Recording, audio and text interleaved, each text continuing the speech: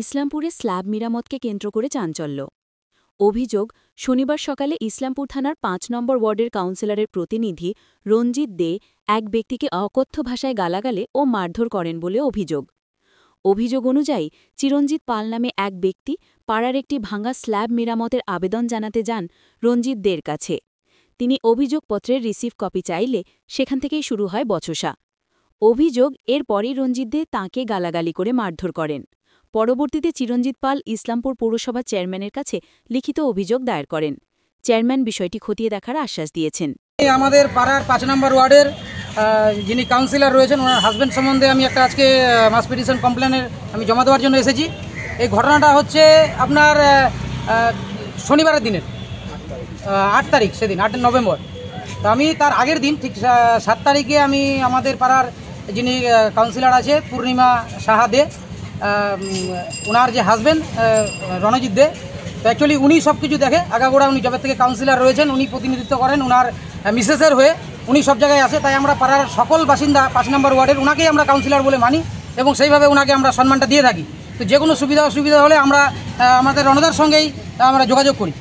তো সেক্ষেত্রে আমি ওনাকে দিন ফোন করি। আমাদের বাড়ির সামনের যে রাস্তা ঠিক স্টার সিনেমা হলের সামনে, স্টেশন রোড, ঘেঁষা, ৫ নম্বর ওয়ার্ড, HDFC ATM-এর উল্টো পারে ঠিক আমার বাড়ির মুখের যে কালভার্টের রাস্তাটা, কালভার্টগুলো উপরে স্ল্যাবগুলো পুরো ভেঙে গেছে।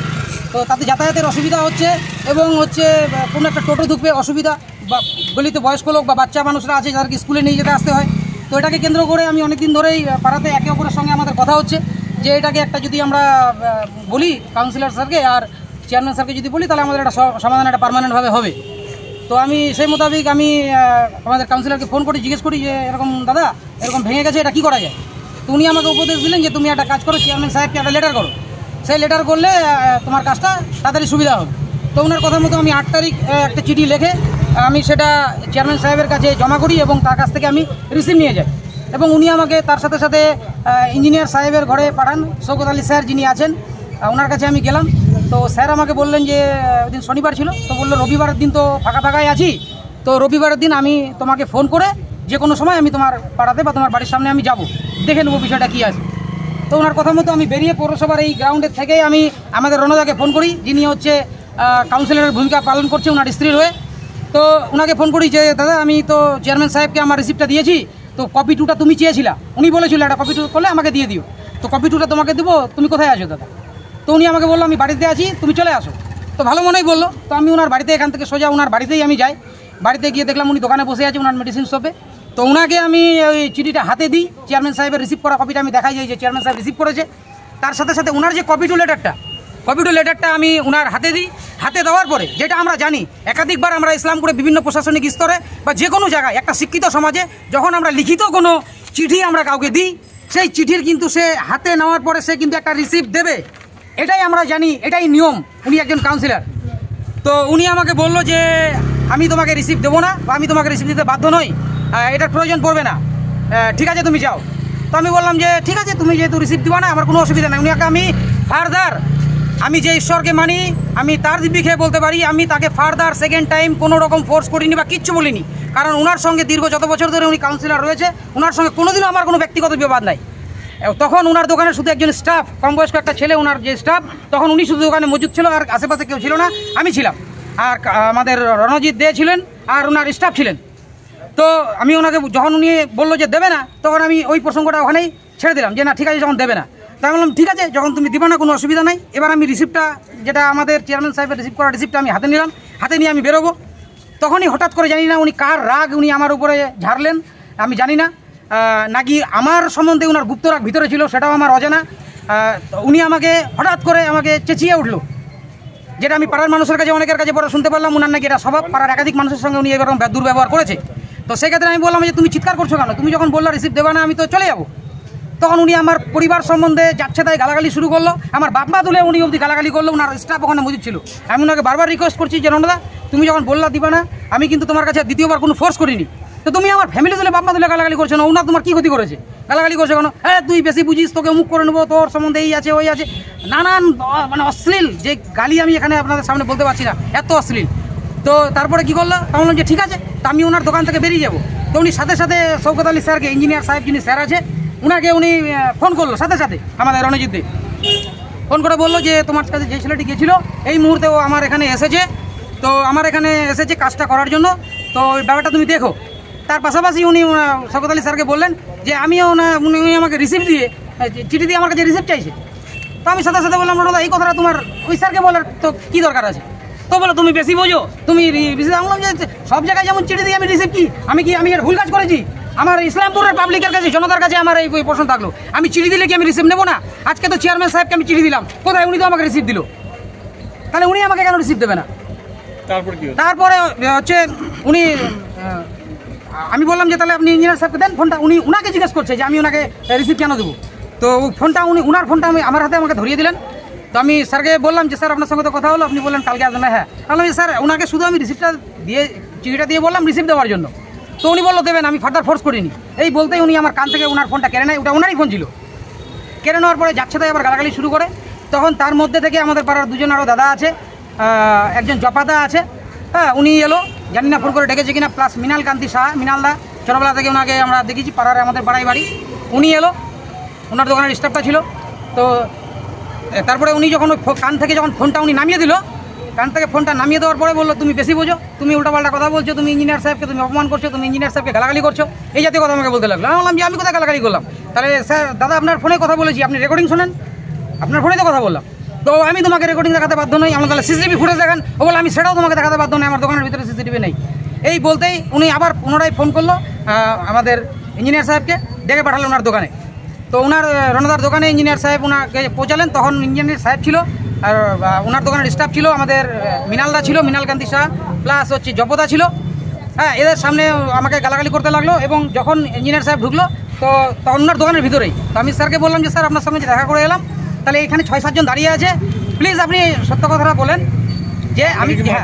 হ্যাঁ অবশ্যই আমাকে মারধর করেছে ইঞ্জিনিয়ার সাহেব ঢোকার আগে, তখনও অবধি মৃণালদা ঢোকেনি, জপাদা ঢোকেনি, আমাকে মারধর করেছে, আমাকে আহত করেছে, রক্তাক্ত আমাকে করেছে, আমার পরিবার সম্বন্ধে গালিগালাজ করে, যেহেতু ওনার কাছে আমি রিসিপ্ট চেয়েছি, আমাকে এইভাবে ক্ষতিগ্রস্ত করেছে। তারপরে উনি যখন অন্যান্যরা পাড়ার ওখানে একত্রিত হলো, তখন উনি আমার কাছে উল্টো এলিগেশন লাগাতে, জানো উনি ইঞ্জিনিয়ার সাহেবকে বাজে বাজে কথা বলেছে, গালাগালি করেছে, অপমান করেছে, আমাকে এইভাবে পাড়ার লোকের সামনে আমাকে এলিগেশন দিতে লাগলো। তো ইঞ্জিনিয়ার সাহেব আসার পরে ইঞ্জিনিয়ার সাহেব ওনার সামনে স্বীকার করলো যে না উনি আমাকে কোনো রকম অপমানজনক কথা বলেনি, উনি স্যার বলে আমাকে সম্মান জানিয়েছে, উনি সত্য কথা ওখানে বলেছে। তারপরে যে ওনারা আমি ওখানে ওর দোকানে একটা আমি ভিডিও করতে চাইলাম, তো আমার হাতটা নামিয়ে দিল। তো তারপরে আমাকে ডিলিট করার জন্য ফোর্স দেয় সেই ভিডিওটা। তো আমি যেটা চাইছি, আমাকে প্রশাসনের দ্বারস্থ হতে বলেছিল অনেকে, কিন্তু যেহেতু ওনার সঙ্গে আমার সম্পর্ক ভালো আছে, এবং মিডিয়ার সামনে আমি এটাও বলতে চাই আমি অকৃতজ্ঞ নই, কারণ একটা উপকার আমাকে রণদা একসময় করেছিল, সেই উপকারটাকে মাথায় রেখে শুধু আমি মারটা খেয়েছি, এবং ওনাকে লাস্ট অবধি দাদা দাদা বলে আমি সম্মান দিয়ে গেছি। একটা উপকার ছিল, নইলে ভগবান আমাকেও হাত পা দিয়েছে।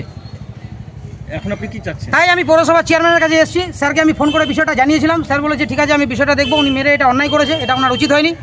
কিন্তু শনিবারে সারা দিন রাত কেটে যাওয়ার পরে কালকে রবিবার সারা দিন রাত্রি কেটে গেল, কারো কোনো রেসপন্স নেই, কারো কোনো সহানুভূতি নেই, কারো কোনো বিবেক নেই। হ্যাঁ কেউ এই বিষয়ে চিন্তিত না যে আমি একজন পাড়ার নাগরিক হয়ে পাড়ার একটা 10 জনের সমস্যা নিয়ে আমি সেখানে গেলাম। আমাদের পাড়ায় 12টা, আমাদের গলিতে 12টা ঘর আছে, 12টা ফ্যামিলি, 46 জন সদস্য আছে, সেইটা জানানোর জন্য আমি রিসিপ্ট চাওয়ার জন্য আমাকে আহত করলো। তাহলে হয়তো আমাদের কাউন্সিলর সাহেব এটাই চাচ্ছে যাতে আগামী দিনে আমরা পাড়ার কোনো সমস্যা নিয়ে উনার কাছে যেন আমরা না যাই, সেটাই হয়তো উনি জানাতে যাচ্ছে। তো আমি পৌরপিতার কাছে চেয়ারম্যান কি বললো? চেয়ারম্যান সাহেব বললো যে না উনি এটা ভুল করেছে, তো ঠিক আছে আমি বিষয়টা দেখছি, তুমি চিন্তা করো না, তুমি যাও। তো যেহেতু আমাকে এখানে মেরেছে, আমার ওই দিন তখন তো বুঝতে পারিনি, কিন্তু গতকাল সকাল থেকে আমার বাচকটাও পেন করছে, নাকের এই জায়গাটা পেন করেছে, ডাক্তার আমাকে এক্সরে করার জন্য বলেছে, সময় পেলাম না আজকে। আমার মাথার এই জায়গাটা আমার পেন করছে, আমাকে যেভাবে কিল চর ঘুষি মেরেছে উনি, ওনার স্টাফের সামনে, স্টাফ ওনাকে আটকাতে পারেনি, পরে যদুদা বেরিয়েছে, যদুদা বেরিয়ে ওনাকে কিছুটা ঠেকালো। তো তারপর দেখলাম সবাই মিলে দোষটা আমার কাছে চাপাতে চাইলো, যেন ওনার কাছে আমি একটা রিসিপ্ট চেয়ে আমি একটা কত বড় অন্যায় করে ফেলেছি। এবার আপনারাই বিচার করবেন যে আমি অন্যায় করেছি না ঠিক করেছি। এবং আপনাদেরকে অনুরোধ করবো যদি সত্যি আপনাদের কাছে সময় হয়, তাহলে যেই স্ল্যাবের জন্য এত বড় গন্ডগোল, উনি আমাকে আহত করলো, কোনো রকম দোষ ছাড়াই আমাকে আহত করলো। থানায় কোনো কমপ্লেন করবেন? না, আমি থানায় কমপ্লেন করিনি, কারণ ওনার যে আমার একটা উপকার ছিল সেই উপকারকে মাথায় রেখে আমি থানায় যাইনি। তার মধ্যেও আমি জানি উনি শাসক দলের যেহেতু লোক। আজকে চেয়ারম্যানের কাছে আসার পরে কোনো এই সমাধান না হয় তাহলে আপনি কি বলবেন? এই সমাধান যদি না হয় তারপরে আমি আগামী চিন্তা করব, পাড়ার যে মানুষ যাদের জন্য আমি কাজ করতে গেছি তাদের সঙ্গে পরামর্শ করে তারা যেভাবে আমাকে বলবে আমি পরবর্তী পদক্ষেপ আমি সেইভাবেই নেব। আজকে আমি দিলাম, আমি অপেক্ষা করব যে চেয়ারম্যান সাহেব, আমি আশা করছি এটা আমাকে বিচার করে দেবে, সঠিক বিচার করে দেবে। আপনি কি কোনো রাজনৈতিক দলের সঙ্গে যুক্ত আছেন? না, ওরকমভাবে আমি সরাসরি রাজনীতির সাথে ওরকমভাবে জড়িত নই, তবে আমি বিজেপি পার্টিকে আমি এরকম সমর্থন করি। এখন জানি না উনি কোন রাগ, তবে ওনার সঙ্গে না ওনাকে আমি কোনোদিনও এই ব্যাপারে কোনো রকম কমেন্ট করেছি বাজে, না কোনো ওনাকে আমি খারাপ কিছু বলেছি। এখন যদি উনিও ওই বিষয়েই আমাকে অ্যাটাক করে থাকে তাহলে সেটা উনিই বলবেন। আপনি এখন কি সমাধান চাচ্ছেন? আমি যেটা সমাধান চাচ্ছি, যেহেতু উনি এটা অপরাধ করেছে, আমাকে একজন পাড়ার নাগরিক হিসাবে ওনার কাছে আমি বিচার চাইতে গিয়ে, একটা রিসিপ্ট চাইতে গিয়ে আমি চাচ্ছি উনি যে অপরাধ করেছে সেই অপরাধের ক্ষমা উনি আমার কাছে চাইবে, প্রকাশ্যে ক্ষমা চাইবে। আমি এটা আপোষে মীমাংসা করে নেব। যদি উনি ক্ষমা না চায় তাহলে আমি এই রিসিভের এগেনস্টে এবং আমাদের পাড়ার মানুষ, গলির মানুষ যেটা বলবে তার এগেনস্টে আমার যেটা পরবর্তী পদক্ষেপ আমি সেটা করব। আপনার নাম? আমার নাম চিরঞ্জিত পাল, আমার বাবার নাম লেট সমরেন্দ্রনাথ পাল। যেটা হচ্ছে, ও একদিন আমাকে একটা ফোন করেছে, ফোন করে বললো যে আমাদের এখানকার স্ল্যাবগুলো ভেঙে গেছে, স্ল্যাবগুলো আপনি ঠিক করে দেন। বলছে, আমি বললাম যে কাজটা করতে গেলে এখন তুমি একটা কাজ করো, তুমি চেয়ারম্যানকে একটা অ্যাপ্লিকেশন করো, চেয়ারম্যান ওটা কপিটা আমার কাছে পাঠাবে আর ইঞ্জিনিয়ারকে বলে দেবে। যথারীতি ও 8 তারিখে অ্যাপ্লিকেশনটা করেছে, অ্যাপ্লিকেশনটা করে চেয়ারম্যান ওই কাগজটা অলরেডি শৌকতকে দিয়ে দিয়েছে, ইঞ্জিনিয়ার এসআই সাহেবকে দিয়ে দিয়েছে। এবার এসআই সাহেবকে পারমিশনও দিয়ে দিয়েছে। এবার ও আমার কাছে গেছে, আমার দোকানে গেছে, গিয়ে আমাকে বলছে যে আপনি এটাতে সই করে দিন, চেয়ারম্যানের কাগজটাতে সই করে দিন। আমি বললাম যে এখানে তো চেয়ারম্যান সাহেব আমার মেন যে চেয়ারম্যান, উনি সই করেছে, এর উপরে আমি এই কাগজটার উপরে আমি কি করে সই করব? না, আপনাকে করতে হবে। আপনি কেন সই করবেন?